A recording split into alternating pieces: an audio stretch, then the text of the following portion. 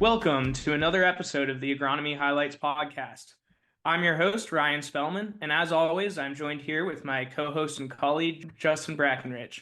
Justin, how are you doing? Oh, we're doing pretty good today. We've got a bit of a rainy, overcast day in Western Pennsylvania, so a perfect day to sit inside and record a podcast. How are things with you, Ryan?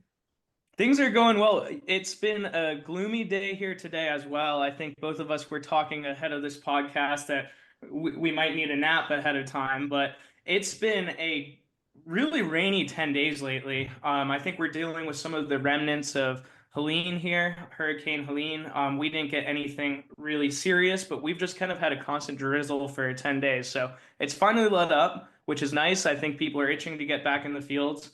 And I think this is a good time to have some conversations about some of the planning steps of your harvest. And one of those things is thinking about your grain market and how to market that grain once you do harvest it, right? And what are your options for selling that grain? So we have a little bit of a different episode. I think I say this about every episode that we have, but I'm excited for this topic. It's a little different.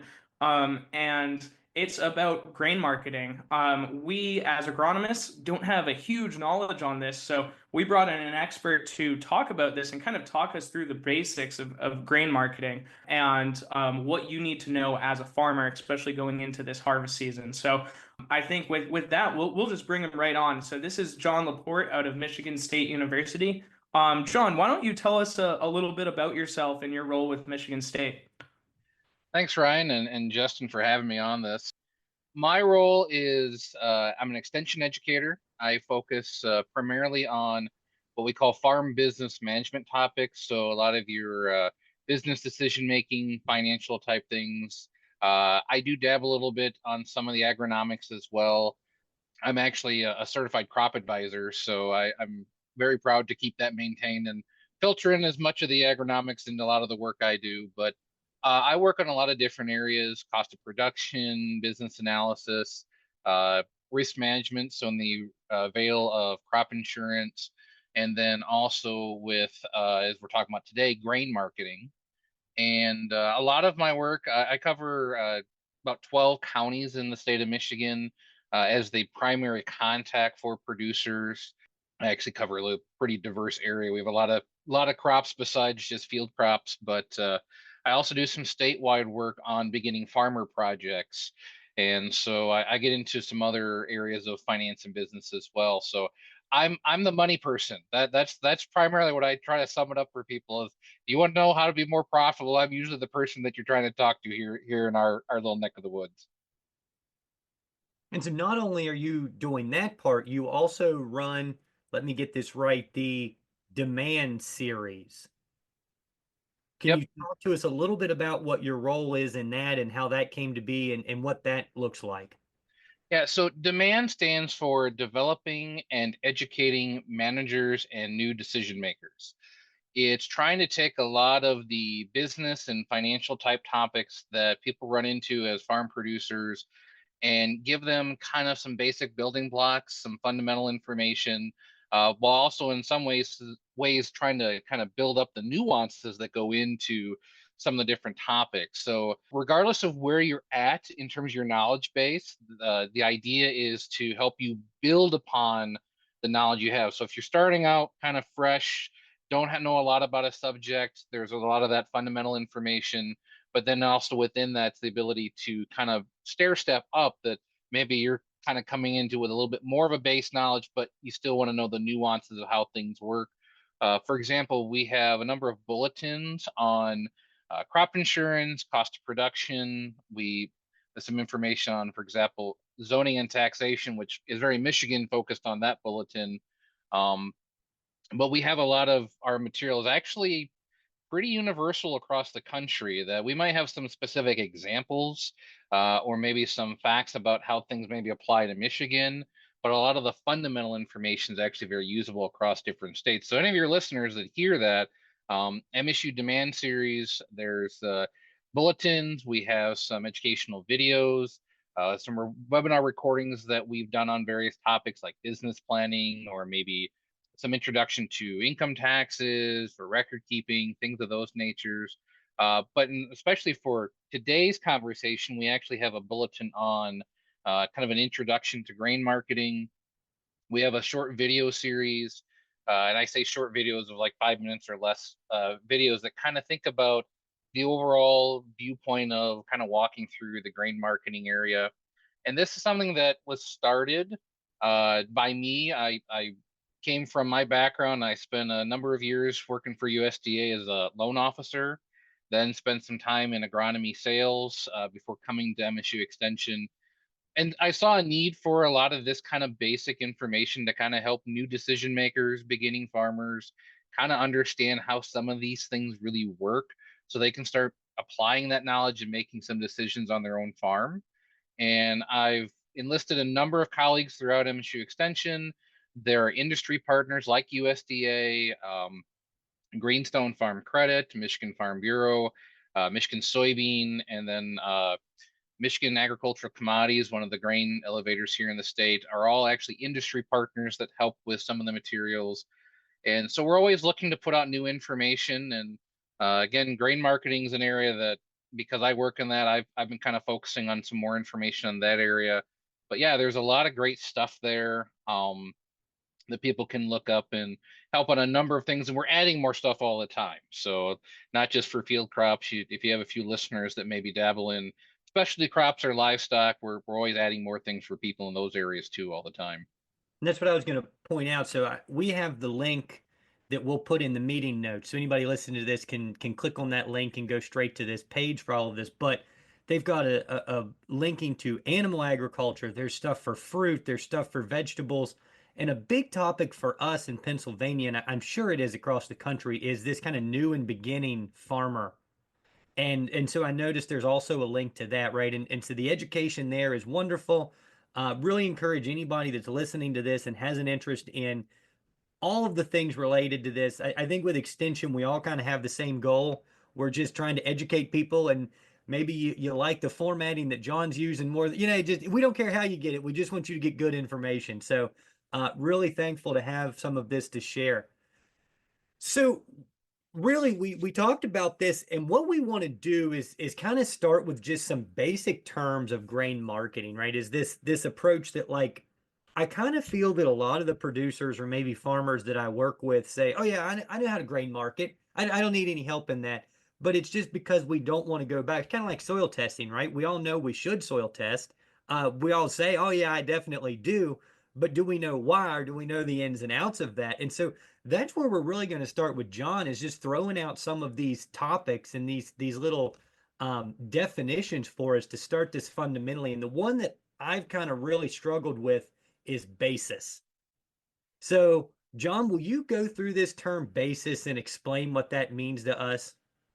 Yeah, basis. Really, there's a couple different ways to approach thinking about basis. From a fundamental math equation type way of looking at it, basis is, well, you've got three values you're looking at. There's the cash price that we actually get for the grain that we sell, and then there's this futures price from the futures market. And we'll talk about that one here in a moment.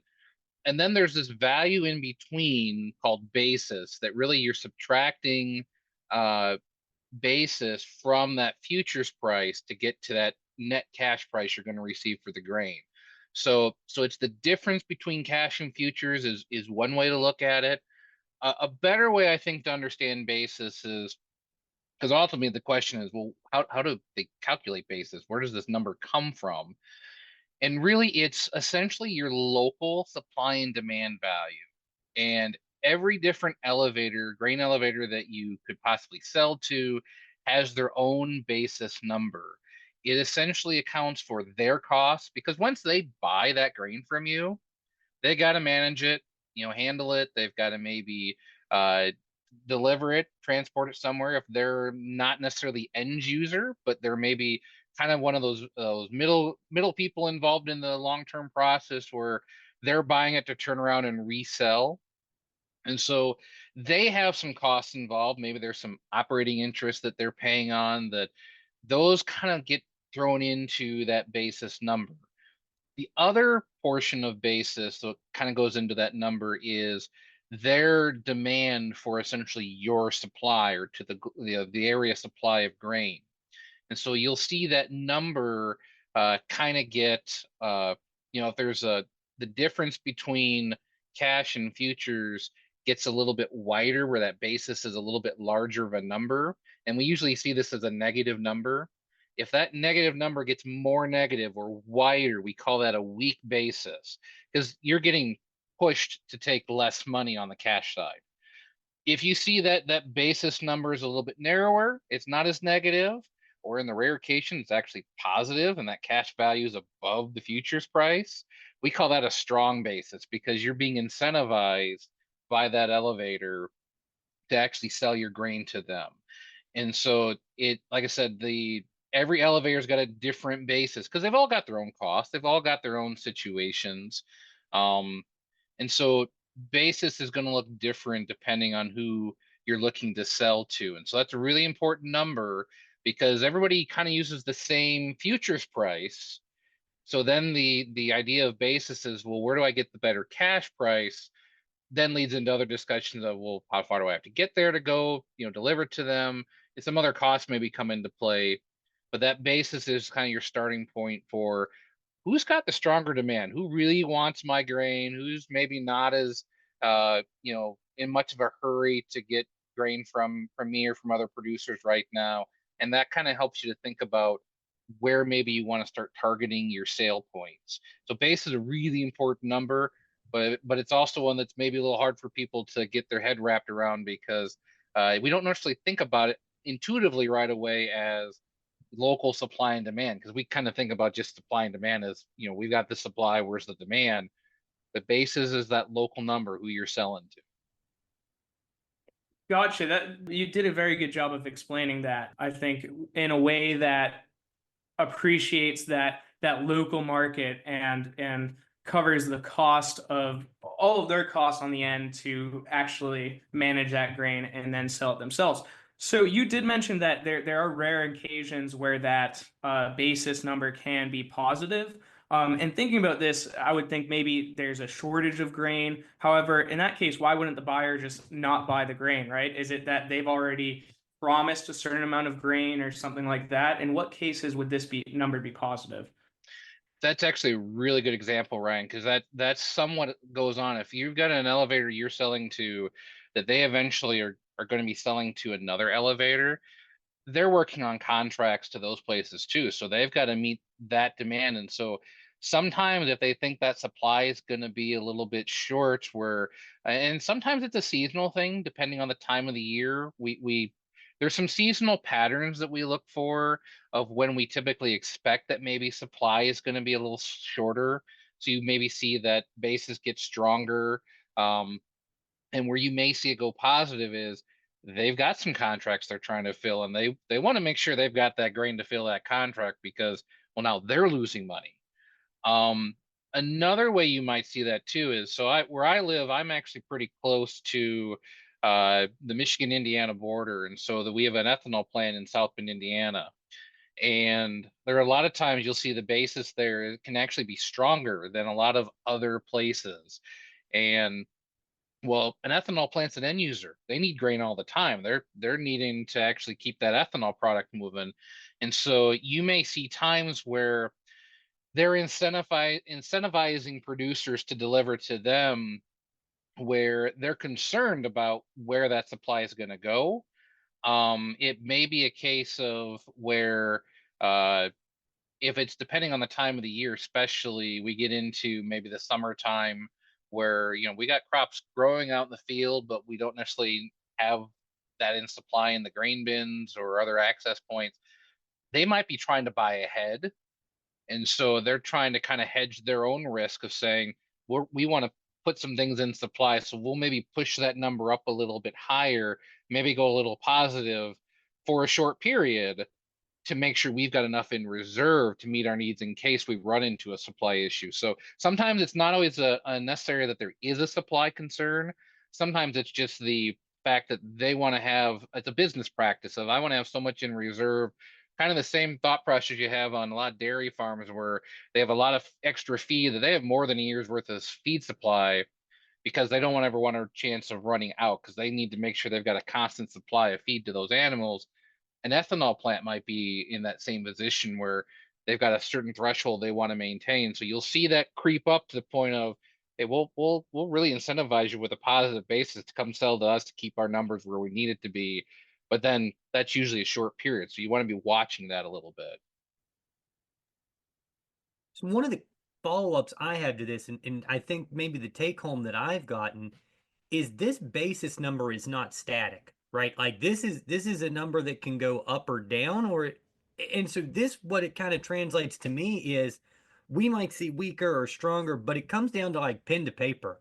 And maybe that isn't always our favorite thing to do, but you may see somewhere that's $10 a bushel, but it's at this type of a weak basis compared to something that's $9 at a very strong basis, and you're not driving that far away, right? And so this is where it's not just marketing, or maybe that's the whole marketing in a nutshell, right? It's sitting down, it's getting a pen, it's getting a paper, and it's understanding where you're going to make the most money. And this is just one piece of that puzzle is monitoring this basis number. Is that right?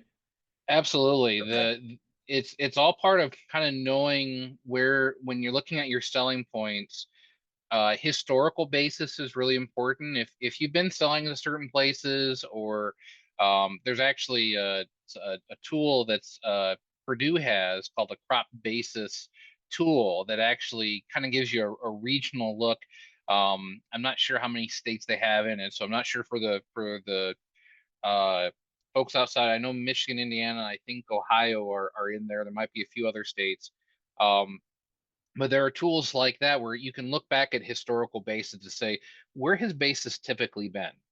And you get an idea of what to expect, or at least you can kind of follow to some degree. A lot of elevators will post their basis numbers, and so you can kind of follow their grain people will tell you kind of where it's been trending as well.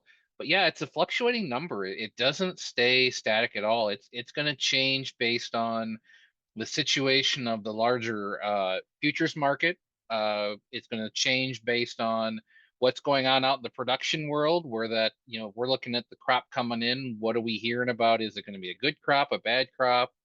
There are places in my state of Michigan that the basis is actually can be 50-cent difference between one end of the state to another, because the local conditions are such that they're driving those differences in number.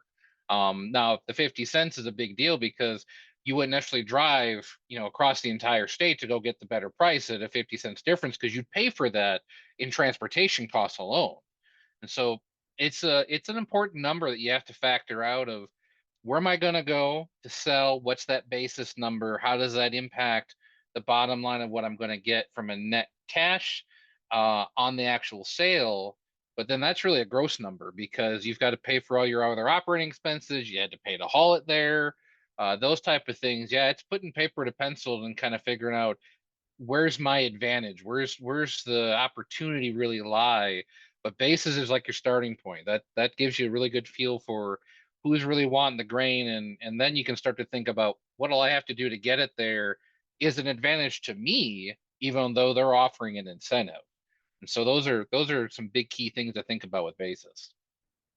Sure. And I have this the Purdue tool, the commercial applicator crop basis tool is what they call it, pulled up here, and it looks like it doesn't have Pennsylvania, but it does have Ohio. So for some of our folks on the western part of the state, they can look towards Ohio, and it probably some of these trends probably hold across states. And as I'm looking at this, at least for corn, it's kind of following exactly what you're saying, that once we get into July and August, September, that's when I guess your strongest basis would be your narrowest basis, right? It would be your strongest R, and then once we hit harvest, it drops in November. So kind of that's when the new grain is being flushed into the market, and the basis grows wider, right? Because the supply outweighs that demand probably at that point.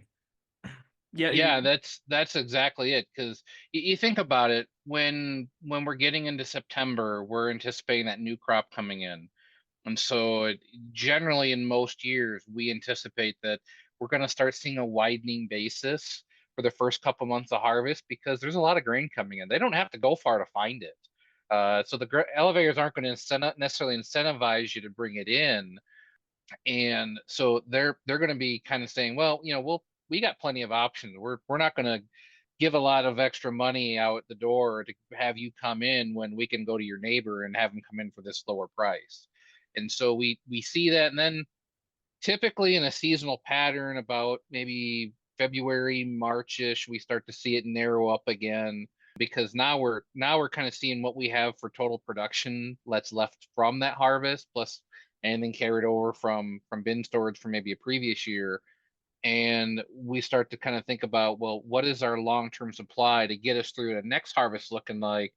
And then you might see it tightening up a little bit where we want to keep that steady supply in, but it can change depending on the time of year. Even, it's not a static thing, even with the basis where it goes up and down.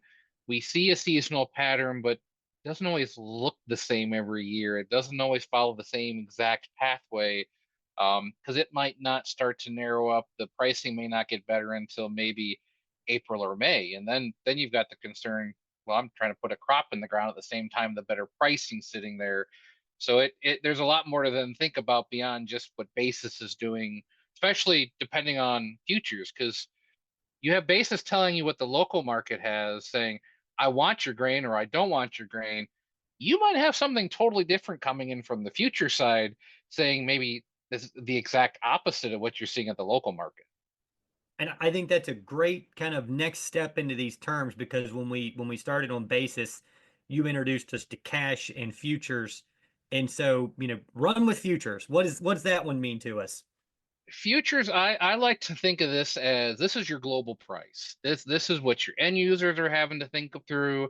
This is what people that are selling to other countries are looking at. That this is the price that, in some ways, it may be even the elevators that are kind of the middle people selling to other elevators. They're kind of looking at that price of, this is that next level up price, that global price that our grain is going to go out for, that we're selling on the next level market.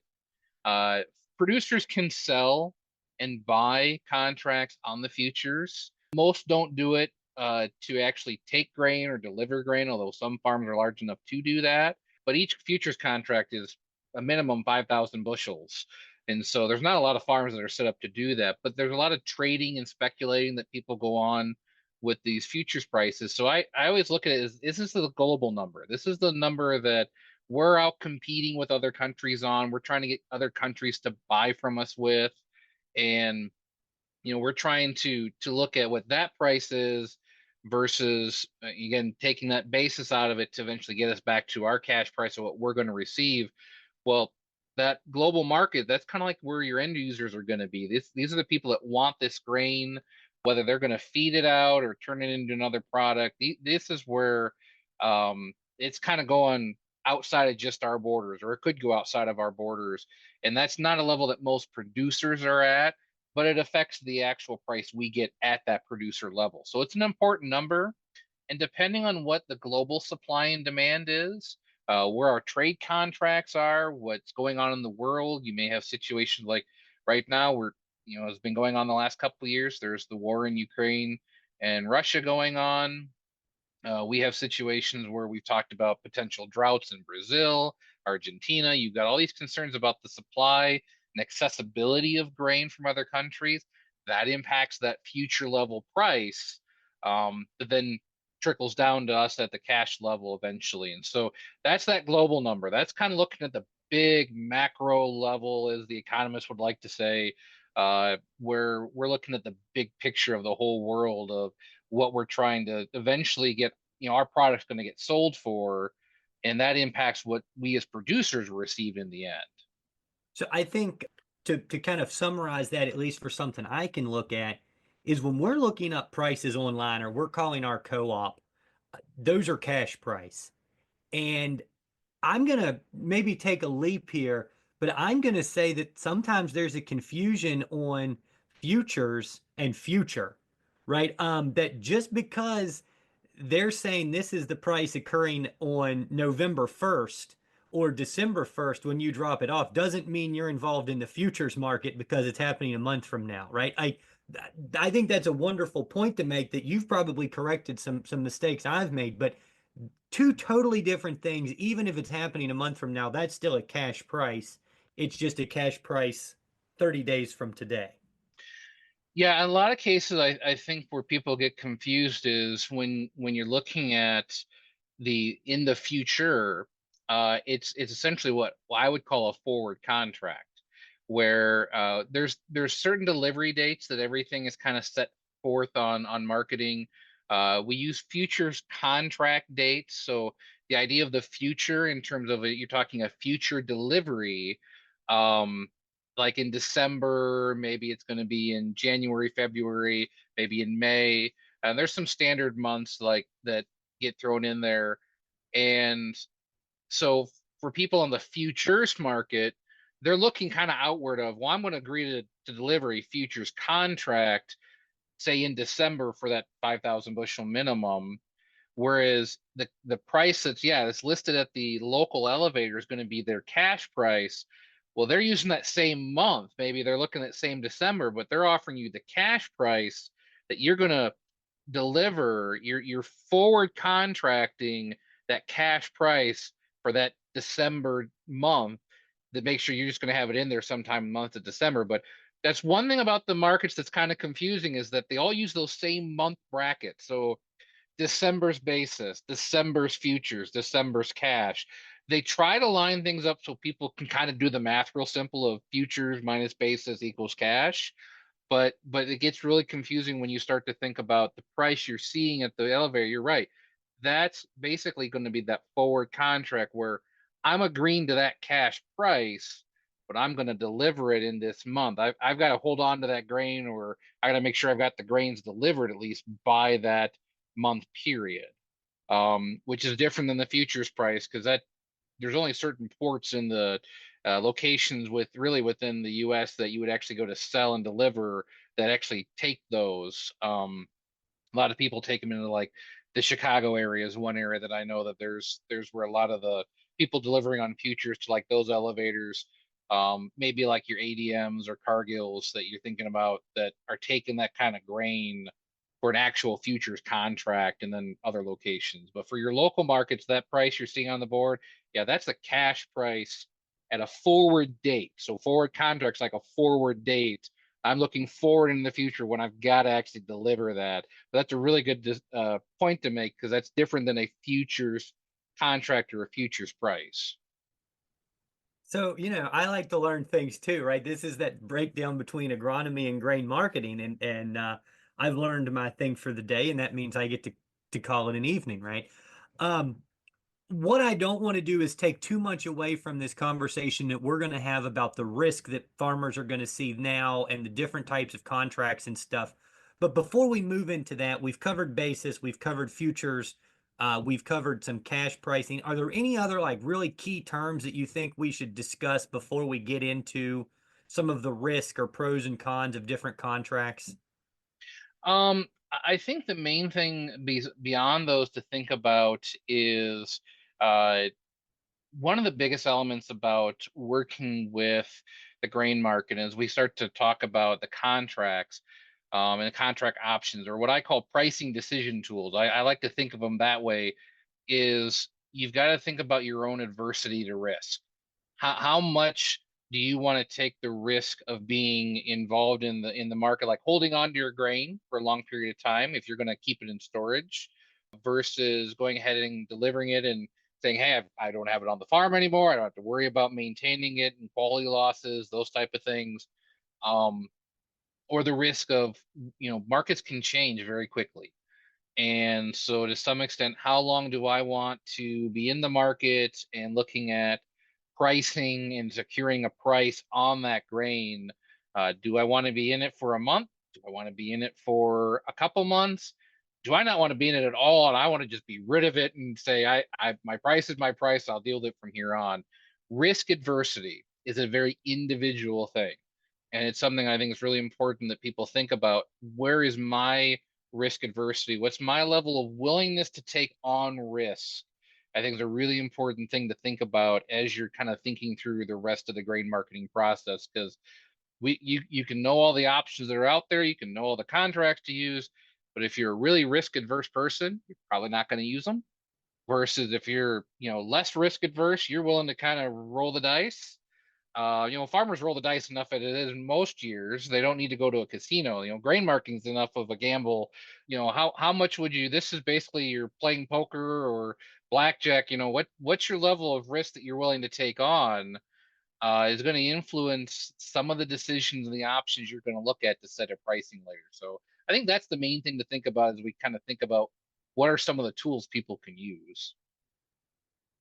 Sure. And I think that conversation about risk is really important, right? There are some farmers that don't want to play the game, right? They just want to, okay, or maybe they don't have a lot of storage options, right? I think that has a major, from the agronomy side, if you want to hold on to grain and sell it when you think that price is going to be the highest, you need to have the ability to store that grain and have enough grain storage, grain bins. And not everyone has that option. And I also imagine, those bins cost money to operate, right? If you have a dryer in there, and there's risk in storing over long periods of time, which we have talked about in previous episodes. We had an episode on grain storage, right? There's pests that can get into your bin. So there are a lot of elements, just on the storage side, that probably impact that decision as well.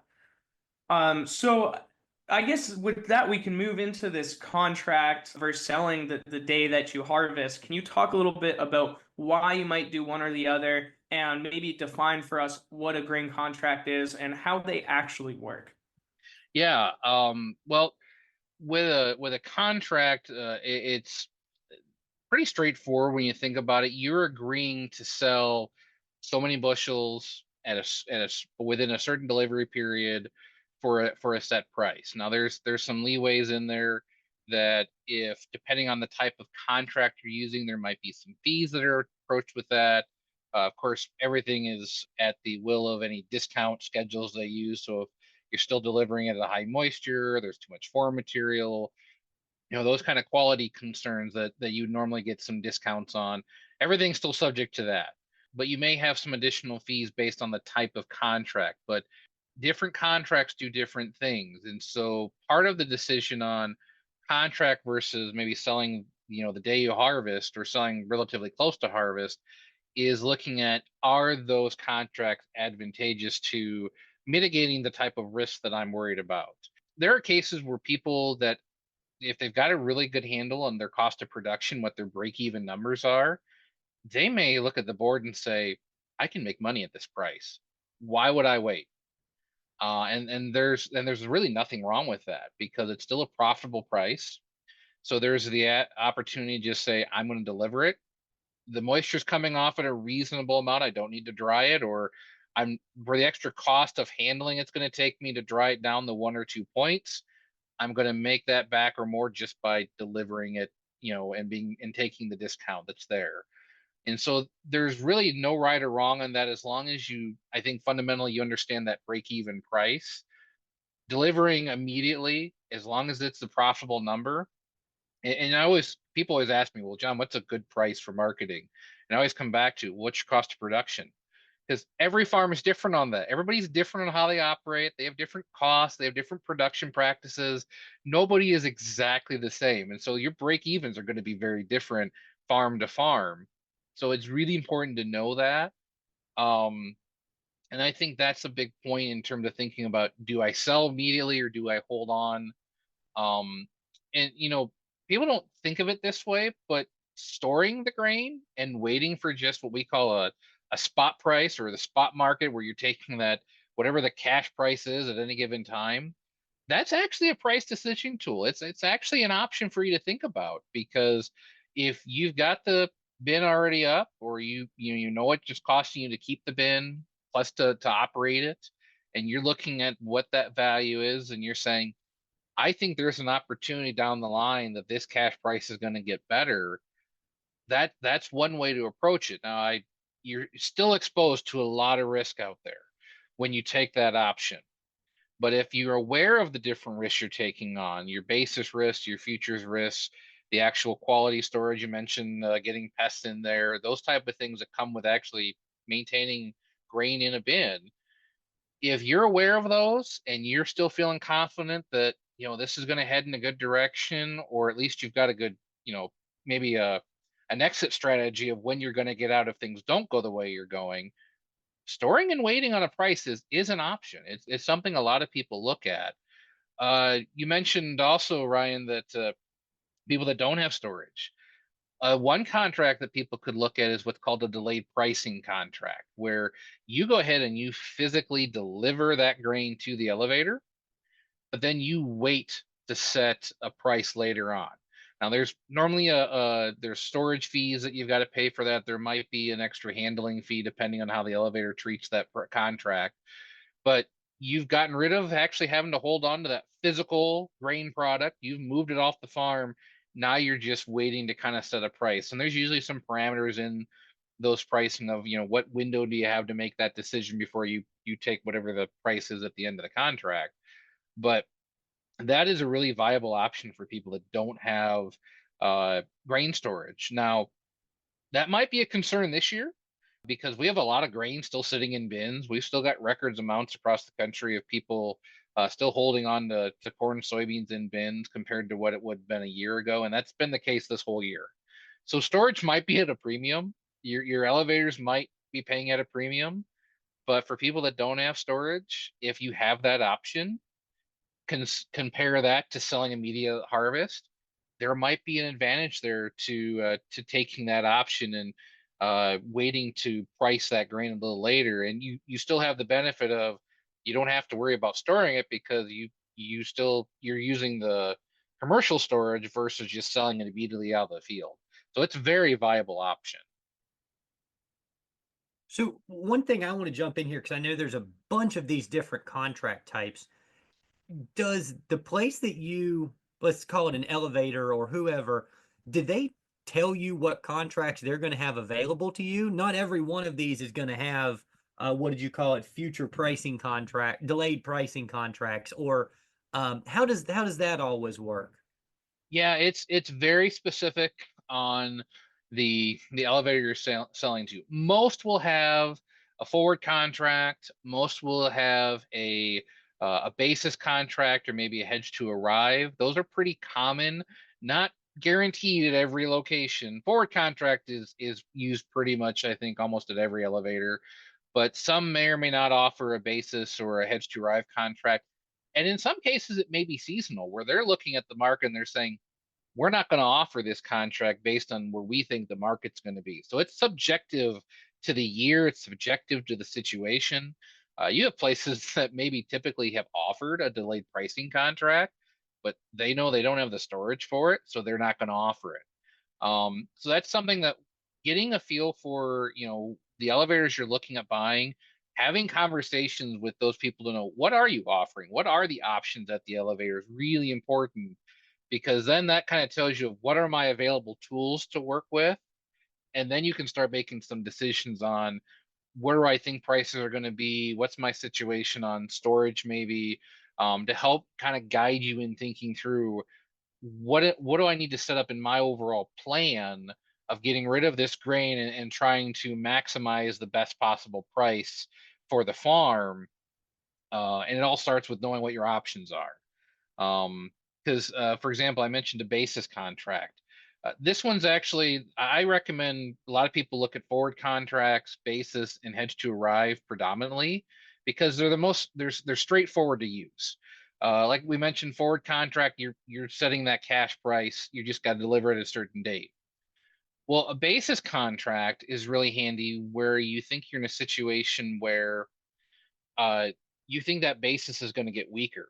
And so, like this time of year, basis contracts are typically very popular because we kind of know historically that we tend to see basis get a little wider for the next couple months. And if we think the basis is good now and we expect it's going to get wider, well, that basis contract allows you to lock that value in. And so you've got it set. It could get worse. It could really weaken between now and say we're going to deliver in December, and say we're at a negative 20 basis now, and it goes to negative 35, negative 40 by December. Well, when you go to deliver that grain, your basis is going to be that negative 20 because you use that contract and set it in. Now, there's usually a couple bushel charge that the elevator will put on that for using the contract. But that's part of what you're looking at is what are the fees associated with using it? What am I locking in that basis for? Um, and then that kind of helps you to look at what's that net price potentially, because you haven't locked in futures. So we're forward contract, you've locked in futures and basis. You've established a cash price. Well, basis contract, you've only locked in the basis. So that futures price could get better. It could get worse. And so you're playing with a little bit of risk of what's going on in the futures market to figure out where that final cash price is going to be. So it's not a guarantee the price is going to be better, but you're looking at those two numbers that affect the cash value, futures and basis. Well, if you think one's really good and you want to lock it in, basis lets you to lock that one in and see where futures goes. Where hedge to arrive is the flip of that, where you're not really excited about the basis. You think it maybe is going to get better. And I see a lot of people look at these kind of when we turn to the new year, start looking at February, March, maybe even into April. People really like hedge to arrive contracts because where they're looking for that basis to start to get better. But now you're worrying about locking in futures price where you think, this is a really good futures price.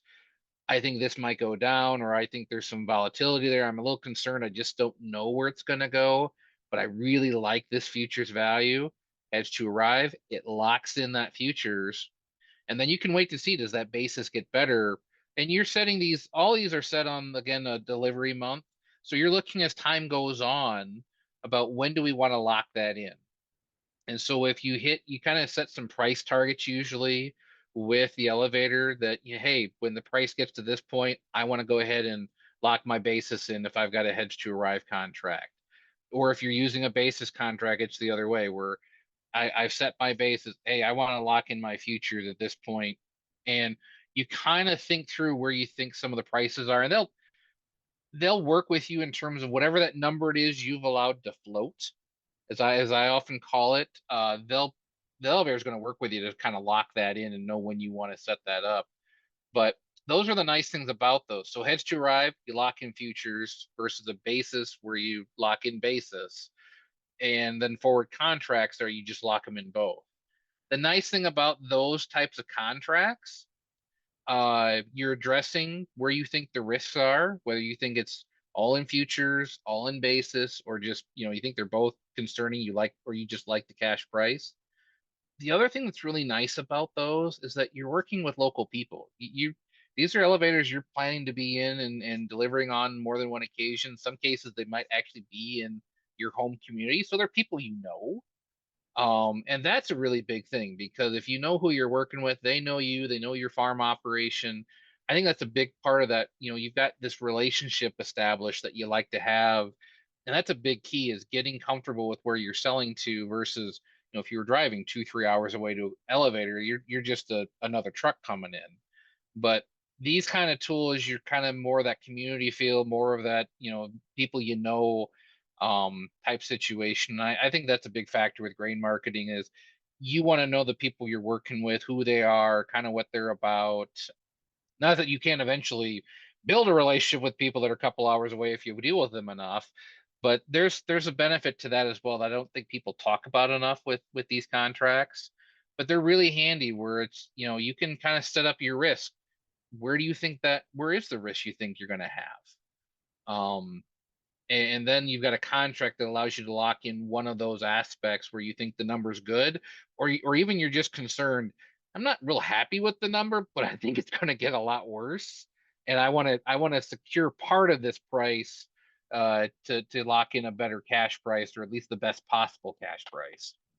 So one of the things that has been brought up a lot is market planning and how we develop some of that. But before we jump there, I want to ask you a question, and I hope this doesn't put you on too much of the spot.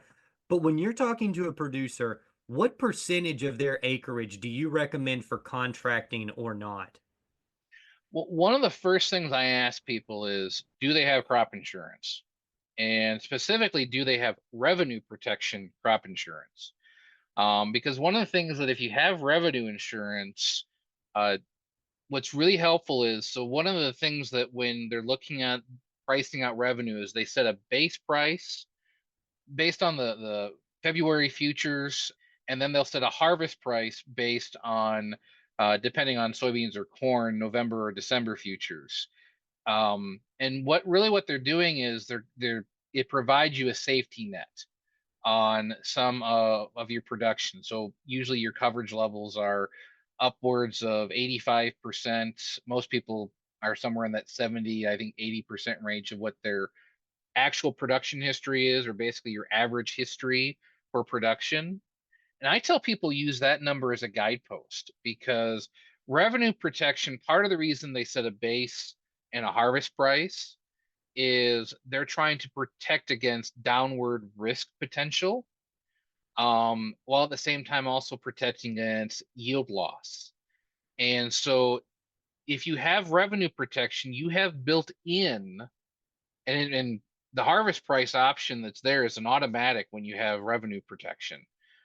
This is a built-in part of that insurance that allows you to kind of use that number that you're covered with as a decision point for how much grain to market. Now you can go two different directions with that. Say I have a coverage level up to 70% that I've got risk protection on the revenue side. I could comfortably market up to 70% of what my typically I would have for production. I'm going to be protected on that 70%. Now, most producers they hear 70% and their mind, their eyes bug out like, I'm not going to market that much money or that much of my bushels, that I won't take that kind of risk. So what I tell people is think about it in the other way. You have risk protection on say 70% or 75% of your typical actual production history, what you're normally going to raise. That remaining 25, 30% of what's not covered is exposed. You don't have any protection on that. And so that's at least at a bare minimum what you would want to consider marketing as you're coming up to harvest. That's maybe your target goal through the year coming into harvest that you want to at least establish some marketing on. Because when you think about marketing, if you're doing it before harvest, the phrase that's used a lot is we're being very strategic about what we think we're going to have for production. We're worried about having enough bushels to meet contracts. So we don't want to get over invested in contracting, but we want to have something contracted. And so that exposed percentage of your revenue protection for insurance is a good starting point to say this is maybe my target goal that I eventually want to try to have about this much marketed before we get to harvest. Then once you've gotten to harvest, then the phrase is we go from strategic to tactical because we need an exit strategy. We eventually want to get rid of all this grain, and we've got between the end of harvest all the way to next harvest to decide how we're getting rid of this grain and pricing it out along the way. And so I tell people use that revenue protection, your coverage level as a starting point to say, what do I want to, what's my bare minimum to cover or to start marketing of that expected production. Now, if you don't have revenue insurance, you just have no insurance per se, which is number one. I don't recommend that. I think people should really look into insurance. There are different levels of different insurance that can help you mitigate some kind of risk. Even if you've got irrigated acres, there's some scenarios where I think insurance is something to look at. It's all dependent on premiums and things, of course, but don't at least look into it. I don't want to necessarily sell insurance here, but I really advocate people look into it. But I think for people that don't have insurance, I would kind of look at the same thought process and think about how much of what I raise, if I typically raise, would I reasonably expect to have if the year just goes belly up. And we all went through the bad drought of 2012 where there was like next to no production. We don't have that happen all the time. Um, but in a typical year where we're really down on yield, what do we expect we're going to have? And take that value of what you think you'd have in the you know poor year, and maybe start at 25% of that number. So you've already reduced down your average by a certain percentage because you think it's going to be if it were a bad year. And then whatever that bad year number is, take 25% of that value. That's the bushels you want to start with, just to get something started, because I think that's the important thing. Is there's really no wrong number in terms of what to market, as long as you're marketing something, as long as you've got something established. Because the idea with grain marketing, developing a marketing plan, is you want to spread out that risk. You don't want to do it all in one lump sum. No, for one thing, you can't deliver all your grain at once typically. That's a lot of trucks you'd have to organize. So you've got to do it over time. Set it up so you're trying to spread out that risk over time as well, and just get started on something. But I think insurance, if you've got it, that exposed amount of your coverage level that's not protected of what you typically raise, that's a good number. If you don't have insurance, take that bad year number and take about 25% of that bad year number, and that's your starting point. Just so you get something started. And I think that's the thing that we're looking for here, right? Is why do I care about not contracting all of it? Is if your historical data says 10,000 bushels and your worst year is at 5,000 bushels, right? We don't want to be contracted at 10,000 annually, knowing that that puts us kind of on the razor's edge of that. That's where that Exactly. 70% number he's talking about comes in, of maybe we contract somewhere between 5,000 and 7,000 bushels. Because I think that's where I talk to people, and that's where they seem to be comfortable, somewhere between 50 and 70%. And I think some of that is maybe, like Ryan had mentioned, about some people just don't like to play that game. And those are more maybe the 50%. Other people are sitting more in the camp where you are, of I've got protection up to 70%, so let's play the game at 70%, right? So I think that goes back to what we've been talking about this whole time, is your risk, your inputs, your pricing. I tell people all the time, here's my advice, but your ground better than I do. You know what makes sense to do this and how to implement it. So great conversation on that one. The last thing I want to throw out here, we are in Pennsylvania here. We're in October, and we're really rolling into harvest season, and pricing on grains are kind of down. Inputs have been kind of up. What should people be thinking about with some of these contracts? And I know as we set this up, you kind of mentioned you look at it as like a harvest thought process, and then like a post and pre-planting process, and you kind of break some of this up. But where would you suggest people put their heads and be thinking about right now? I think the number one thing to think about is what your starting point is. When you think about marketing plans, you typically are you're trying to break up the amount of bushels, like kind of what I call bushel objectives. Like, what am I going to sell each time I want to market something? What are those quantities? And where that percentage of what you should be marketing, or maybe what's a good starting point for marketing, you need to be thinking about some of those, and what really, because prices are down, because costs are still up, in some cases maybe trending upward again.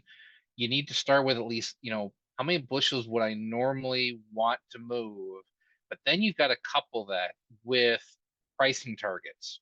And those pricing targets are really what I'm encouraging people are reassessed break evens. Because by this point in the year, you know a lot of costs you have. You know what your fertilizer costs you already. You know what you spent on spray. You maybe have some harvest fuel costs that you don't know, but you can kind of estimate based on what's in your records. Like, this year's cost. You can go into your farm records and say, what did I spend already up to this point? You So, Don, can, yeah. hot take. If you were to go to 10 Michigan farmers, how many of them would know their break-even cost when you got in and talked to them out of the truck? I think people think they have a good idea on those. But I would venture most of them are wrong. I would bet Um, 20% or less of, and maybe I don't want to be tattletaling on my producers, but like, I think you're exactly right. Somewhere in their head, they've come up with a number, and I'm not sure that it's usually less than what it actually is. yeah, and that's where I say an adjusted break even, because the number you start out with, there's a lot of people that they'll do budgets at the start of the year, and that's the number they're still working with inside their head. And I actually sat down with a farm here just a couple weeks ago, and we updated their cash flow projection to see what those new numbers are. And it'll surprise you, because in some ways the price, the break even went up, but it didn't necessarily go up for the things we were thinking it might cause to go up earlier in the year when we first sat down to go through their numbers. Um, you, like I said, you, in a lot of cases, people know what they had for expenses already. What you budgeted, say for fertilizer, may be drastically different than what you actually paid, because we had some shifting in pricing from the start of the season to the end of the season in terms of input buying. You may have found that there's differences in terms of what you ended up paying for fuel, but you have some increases in some other areas where maybe you got caught on the other side of the coin, where you bought everything up front and you didn't get those price advantages, but the prices came down, and you were kind of fluctuating on where you were kind of projecting your numbers at. And so going back in your records, and this is the part people don't like to hear, but it's really important, is this is where that pen to paper part comes back into it. You've got to look at what those actual numbers were. You've got to look and see what you actually spent for the year. And then you've got to have an idea of what kind of expected, harvest costs you're going to have between this point and basically getting that grain to market, to figure out what my costs are going to be. Now, you may have historical numbers, depending on how you track your numbers. Some people, they've got those numbers really well kept in their records, that they can, and especially if they're computerized. I know people with paper and pencil records that are really good at this too. They can go in with no time flat, find their information, because they track things a certain way to find it. Other people, it's going to take some time, but you can look at your historical records for maybe some projected harvest costs. You could use custom work rates, are sometimes a helpful thing if you're looking. If I was, what's my harvest cost going to be? I don't really have a good feel for that, but maybe I get a rolling number. If I had to hire it done, maybe that's an extreme number. But you've got to come up with what you, as best as you can, your actual costs are, because like you said, Justin, the number you've got in your head is probably a lot lower than what it actually is. Add in other things. What number are we trying to get to? Are we worried about just our operating costs? Are we worrying about also having money to go towards our debts? Are we worrying about, is the farm responsible for paying any family living? And for people that wonder how to figure that out for family living, my recommendation: look at the last 3 years, or 3 years, excuse me, last 3 months of your bill, of your bank statements, last 3 months of your bank statement. Figure out what your housing costs are, divide by three, and that's an average number to use. And then allocate whatever percentage of that you're going to use, that the farm's responsible for, towards that break even. And those are important things to think about. Is, are we just looking at operating, or are there some other things the farm's responsible for that we really need to also include in that break even? And that's sometimes what really makes that number jump, is we think about, well, for operating purposes, for just a profit number, it's this. But oh yeah, we got to pay for this bill. I've got this tractor debt I've got sitting over here, or something else that those bushels have got to account for. Well, suddenly your pricing targets are a lot different than what you thought they were, because you've accounted for what those actual costs are. And again, back to, every farm is different. That's why your break evens are going to be different. Plus, things happen during the year. Maybe you had to spend extra money on fertilizer, or maybe you had to spend some extra money on seed that you weren't accounting for before in your initial projection. So updating those numbers, that's a crucial point this time of year.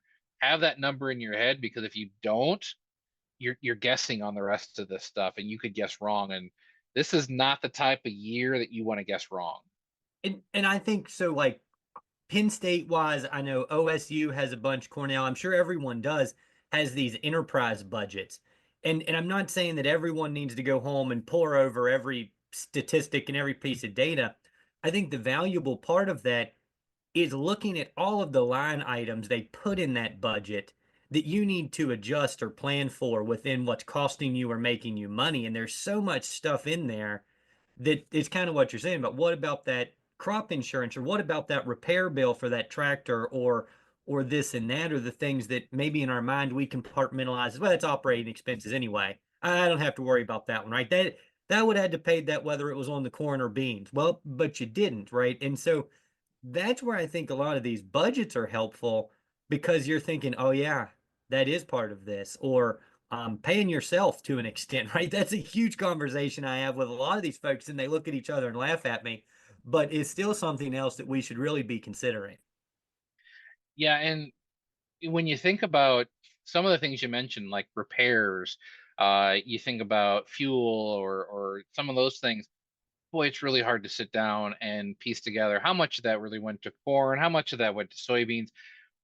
Think about the big line items: your fertilizer, your seed, your chemical, that insurance bill, because the insurance premiums are paid by crop. And, you look at those numbers and say, okay, these, I can go through my records and I can pinpoint how much went to corn, how much went to soybeans. The rest of those numbers, those line items, and you're right, everybody's got enterprise budgets. We've got tons of enterprise budgets, different ways to approach that. When you get down to it, a lot of those other expenses that are just really hard to track, you can do an allocation to get a total farm per acre number that you can use on some of those things. And then, yeah, you can adjust it. I maybe use a little bit more repairs because of the equipment I was using on corn. I did so many more passes across the farm on the corn or this versus soybeans. You can play with the numbers a little bit when you're allocating on it to get to a per acre number on a lot of the line items. But Justin, you're right. It's looking at the line items. It's making sure you're accounting for those. I think people, if they're accounting for those in some way, shape, or form, understanding we're not talking to every little nitty gritty detail on a lot of those. You account for them. Worry about the big ones that that you really skewed one way or another. Fertilizer on corn versus soybeans. Most cases I find, I every so often I do find a farm that spends a little bit more money on soybeans than corn, but predominantly it's more of a corn versus soybeans type deal on fertilizer. And if your records aren't showing you that, boy, that's something you want to go back and check, make sure you've got things penciled out right. Because if you've got a lot of fertilizer bill on soybeans, and that impacts that break even number you're marketing on soybeans versus, whoa, that should really be a corn number. You don't want to set marketing based on where you skewed stuff incorrectly. And that's probably the hardest point. Don't make a big chore out of it as much as possible. Focus on the big line items. Make sure you're counting for all the other line items that are maybe more of a flat, across the board allocated number. And that's going to help you more than anything. Really look at what do these bushels need to cover? What expenses do I have to make sure I can pay? And that's going to help you figure out, does that price exist? We may be in a year where the price you need doesn't exist. Um, and then we're talking about, well, now it's not a matter of trying to be profitable. Now we're talking about how do we use our marketing options to minimize losses and try to keep us as close to that break even number as we possibly can, depending on what our situation is. Yeah, and I think we could do a whole episode just on budgeting and your break even point.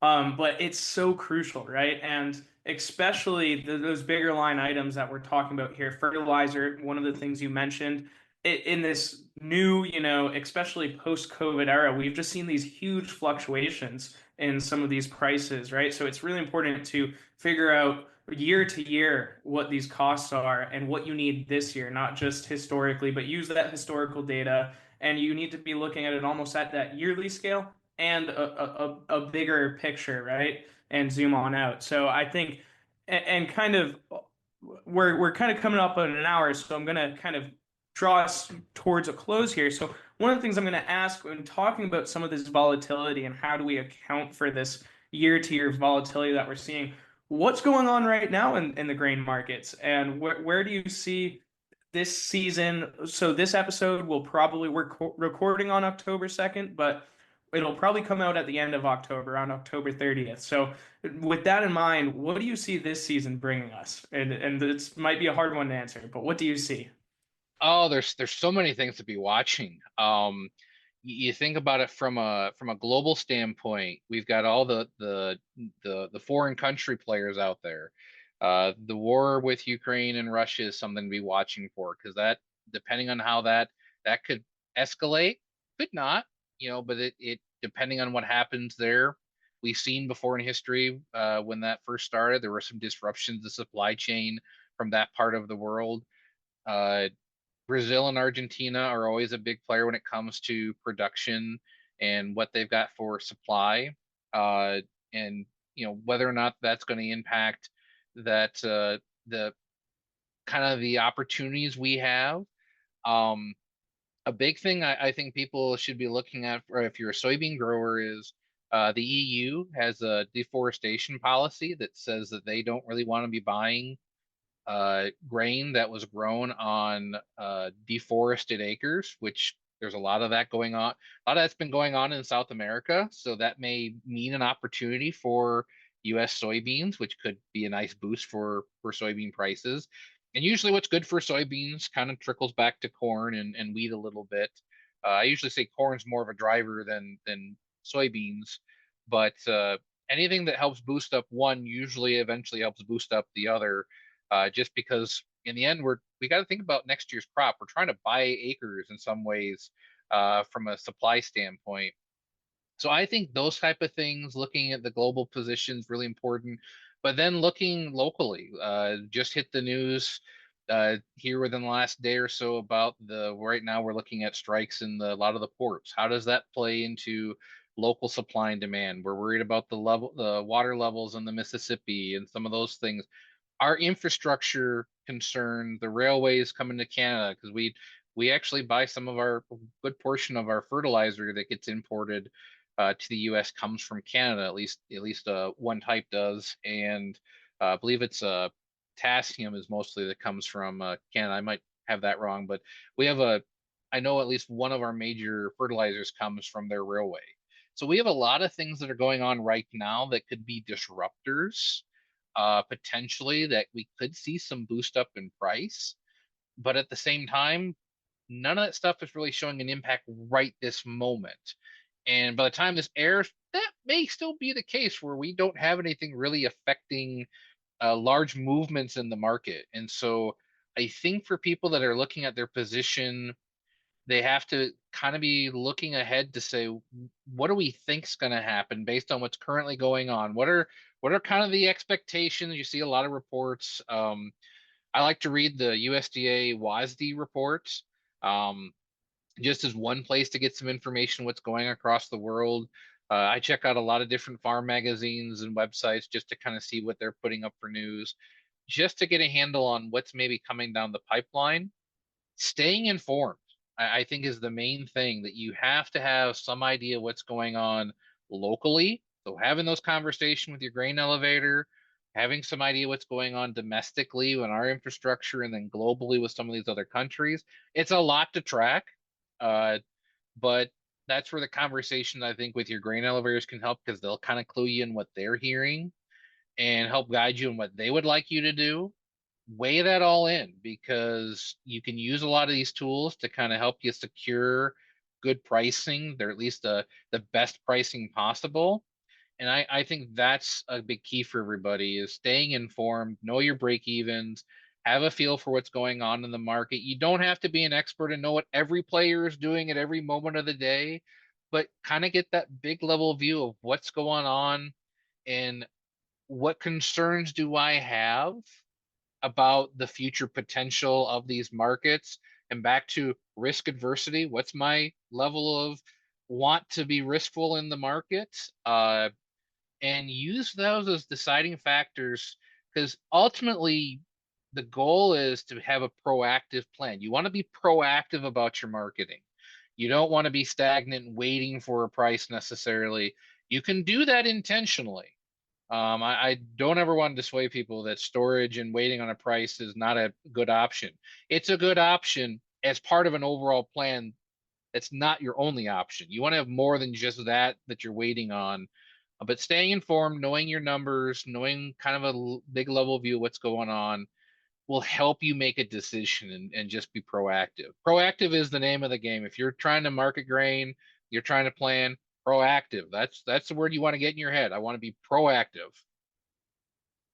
There we go. Proactive and know your risk, right? And I think, as we've had this conversation, what keeps coming to mind, this is, you can follow a lot of principles that you might follow for the stock market, right? It's a similar, they're fluctuating markets that to some level do follow some of these stock trading. It's a very similar thing, and in that world, right, it's all about hedging your bets as well. If you want to be secure, you're not just doing one thing with all of your stocks, putting everything in one basket, right?